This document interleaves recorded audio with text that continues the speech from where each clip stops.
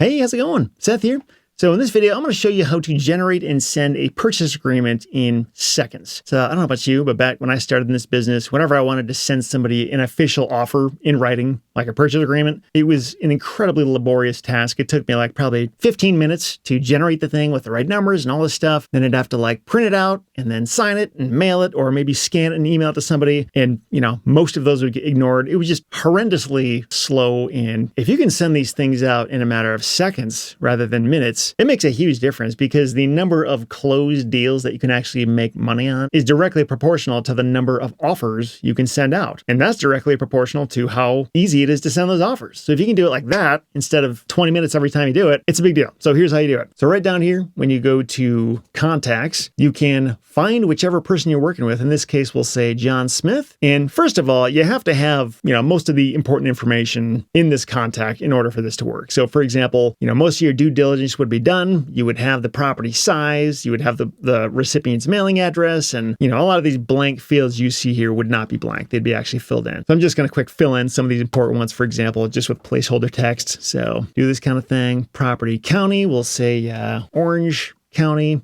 And this would be California, property zip, get the idea. We're also going to want to have the offer amount put in there, which we do, $20,000. The offer date, we're going to have today's date in there for the closing date. So let's go ahead and find that just by searching out here. So the acquisition's closing date, we're going to put that out a month from now, September 18. And once we have this all done, we're going to click save. And the reason I'm putting this specific information in here is because a couple other things that are going to work together. So first of all is our purchase agreement template. So if we go over here and click contracts and then go up here and click templates. So right up here is the purchase and sale agreement cash purchase template. So this is a template that we created. You don't have to use this, but if you do want to use this, it's baked into the system and you can edit this if you want. I actually have a separate video explaining how to create new templates from scratch, how to edit existing ones if you want to. But the whole idea behind a template is that this is a document that you can reuse over and over again, like a purchase agreement. So anytime you're sending out an offer, this is what you can keep reusing. And when we open this thing up, you can see a lot of these bracketed text fields that are basically merge fields. So the idea behind this is it's going to pull in specific information about each contact pertaining to that contract and their property, so you can kind of automatically fill this stuff in and then send the contract off for them to sign digitally. So it all happens in like under a minute, really quick. So this is the template we're going to use. Now, another thing I want to show you is go ahead and go back here. We go over to automations. So there's a special automation, actually a few of them that we put together that make this all happen. And by default, until you turn it on, it's not going to work. So if you want this one-click sending of the contract or drafting of the contract to work, you got to make sure this first automation is turned on. So we go over here and click on Stride CRM pre-built workflows, and then click on number 2, acquisitions, this folder. So this one you see right up here at the top, new contract automation, send or draft. So if when you open up your version of it, and if you see this toggle switch, and if it says it's on draft, you're going to want to click this, turn it on to publish, and then save it. That's what will make this work. There's also a couple other ones here that trigger once the contract is sent. There's another one here that happens when it's signed, and there's another one here for contract reminders. So if when you send the thing, if they don't sign it, it keeps reminding them to sign the thing. It's the whole idea. And remember, all these are going to be turned off by default until you turn them on. And once they are turned on, you're going to see this little green published thing there. Now, if we go back here and we're going to go to one of our contacts here, John Smith, which we have a bunch of the information filled out for. And right at the top where it says acquisitions 1 here. So you'll see this thing that says contract action.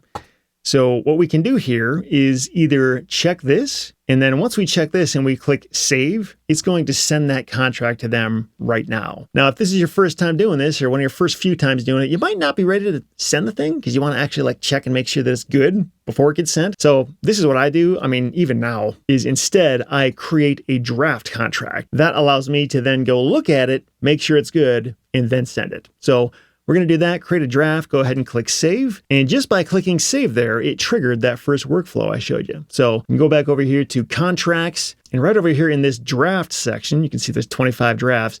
This first one right here at the top, this is the contract that we just created when we clicked save. We can open this thing up, take a look at it, make sure it all actually looks good.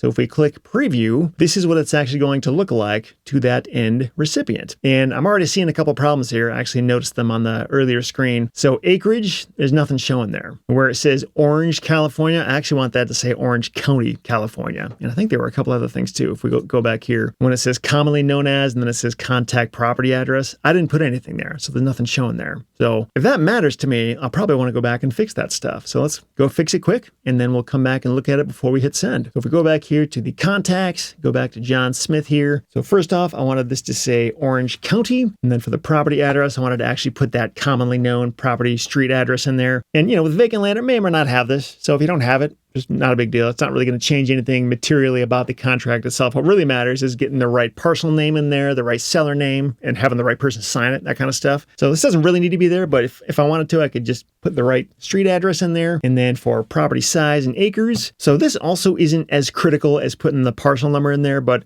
it kind of just helps clarify like which property you're talking about in case there's any doubt about it. But again, what really matters is having the right parcel number in there, right owner name, and even the legal description. That matters a lot when it comes to the creation and the signing of the deed. But we're not doing the deed yet. This is just the purchase agreement. And if you're closing this through a title company, the title company is going to prepare that deed. And the way that they're going to get that legal description is not from your purchase agreement, but from the previous deeds and the title search and whatever the current public record says about that parcel. So that's why that's all there. Let's go ahead and click save here again. And we will go back over to the contracts, open this thing back up and take another preview, see if it looks any better. And it's already looking good. So I can see now the acreage is filled in, that street address is there. It says Orange County now, so looking pretty good. We can also see that closing date here that we had specified, and we can see today's date right up here, which is filled in there automatically. We can see the seller's name and email address right there. And right now I'm in our demo account, but if I was in my real Stride account, it would say my name and my company information right there. And from here, we're pretty much good to go. We would just have to go ahead and click send, and we can either send it by email right here. And if we actually click on this, the next step is we can send it by email and SMS, or just SMS. It's up to you to do however you want to do it. Or you can click this again and share it with a link. So you would click generate links, and there's going to be a separate link for you as the buyer to sign, and a separate link for John Smith as the seller to sign. So if I was trying to text this to John or send it to him with WhatsApp or Facebook Messenger or something, I would just copy this, send it to him that way, or I could even copy this and email it to him if that's how I've been communicating with him so far. And then when he clicks it to open it, he's just gonna see the stuff that he has to sign. And it's very easy for him to just click buttons and type his name in and be done. Works the exact same way that DocuSign or PandaDoc does. And then same thing for me. I would open up my link, sign my stuff, and we're off to the races. And another thing you can do back here, if you go over here to the previous page where it shows all of the outstanding documents. So we'll notice now that the document that was sitting in drafts has now moved on to waiting for others, and it's this one right here at the top. And we can see that the status is that it's been sent. Once that other person clicks that link and opens it and views it, it's going to change from sent to viewed. In fact, you can even set up an automation if you want, so that when that other party views it, it could like notify you by text. So you could like literally get a text notification knowing the moment they are looking at it. You could call them and say, hey, John, I was just thinking about you. I wonder if you had a chance to take a look at that contract I sent you. And he would be like, huh? How do you know I'm looking at it right now? It's kind of a cool little trick. And then, of course, once they sign the document digitally, it will say signed right here. And then you can download the legally binding digitally signed document, send it on to your title company, and move on to the next steps. So that's one way that you can very quickly and effectively send out a lot of purchase agreements without a whole lot of work. And also just one last trick here. So you might be thinking, but what about the work I have to do to get all the information typed into Stride? Well, that is true. It does take a little bit of time to do that, but it doesn't have to take much time. Stride actually has an API connection. We have a separate video explaining how that works. And if you wanted to, you could hook up your API in Stride as well as your API with Land Portal or whatever other data service you're using if they provide an API. And you can very quickly pull in all of the property details from a Land Portal right into your Stride account, so that it kind of happens almost instantly in the background without you having to type in anything manually. So that's another way you could do it. And you would be doing this with the assistance of an AI tool like Claude or ChatGPT or whatever your AI software of choice is, because that's what would be doing the work of pulling it from Land Portal and putting it into your Stride account. Again, we got a separate video explaining more about how that works, but just keep it in mind, it's a big time-saving leverage tool you could use when it comes to data entry like this. If you do have any questions about how to create your own templates or documents from scratch, say if you don't want to use the templates we have, that's also really easy to do too. I'll include a link beneath this video where you can check out that separate video explaining how you can create these templates on your own if you want to. Thanks for watching. Talk to you next time.